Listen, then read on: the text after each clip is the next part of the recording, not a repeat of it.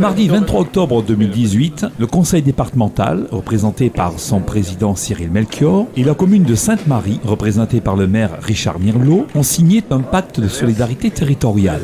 Vous avez le réservoir d'eau potable au niveau de Piton-Caillou, qui est déjà lancé. Vous avez la cité administrative qui va démarrer certainement l'année prochaine. D'accord. Et puis vous avez le réseau routier. Là, on va attaquer ça très rapidement, le temps de lancer des appels d'offres et puis on va le démarrer. Vous avez raison de le souligner, c'est l'action sociale au niveau qui représente quand même 630 000 €, c'est pas rien. Et donc ça va nous aider justement à assurer un peu plus la solidarité au niveau de ce public qui est en grande difficulté. Portage de repas par exemple, et accompagner nos jeunes aussi en les aidant pour passer le permis de conduire. Alors trois grosses priorités, tout à l'heure on l'a dit, ça va concerner l'eau. L'eau qui est quand même, l'eau c'est la vie, hein. Tout à l'heure le conseiller départemental a dit l'eau c'est l'or bleu. Et donc ça va nous aider justement à améliorer encore la distribution d'eau au niveau de la commune de Sainte-Marie. Il y a aussi un volet au niveau du réseau routier. C'est important, hein. Le parc automobile est important et donc on va améliorer encore un peu plus le réseau routier sur notre territoire. Et enfin, tout à l'heure je viens de parler, il s'agit de la nouvelle cité administrative qu'on va déplacer sur Beauséjour par rapport à un problème de submersion marine sur le centre-ville.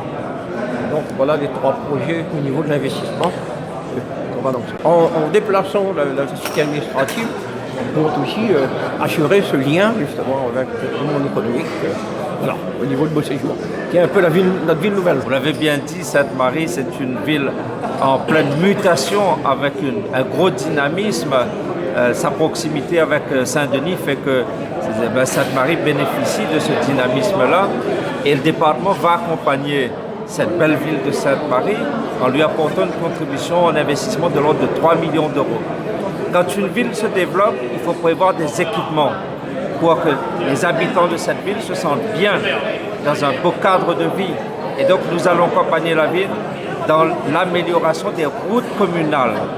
L'amélioration des routes communales, mais aussi dans la sécurisation de son approvisionnement en eau potable. Plus de 10 000 habitants vont venir ici à Sainte-Marie dans les années qui viennent. Il faut prévoir bien sûr des logements, mais aussi de l'eau potable de qualité. C'est pour cela que le département va mettre en place une enveloppe budgétaire pour la qualité de l'eau, la sécurité de l'approvisionnement et bien sûr, comme j'ai dit, la qualité. Tout ça, c'est la ville de demain qui se construit à Sainte-Marie et le département est auprès du maire et de son équipe pour les accompagner. Sainte-Marie a la double caractéristique, c'est une ville qui s'urbanise, qui se développe avec un côté agricole qui se maintient. Et il nous convient d'accompagner les agriculteurs. Et avec, vous savez, les modifications climatiques, Sainte-Marie, les agriculteurs de l'Est ne sont pas à l'abri de sécheresse.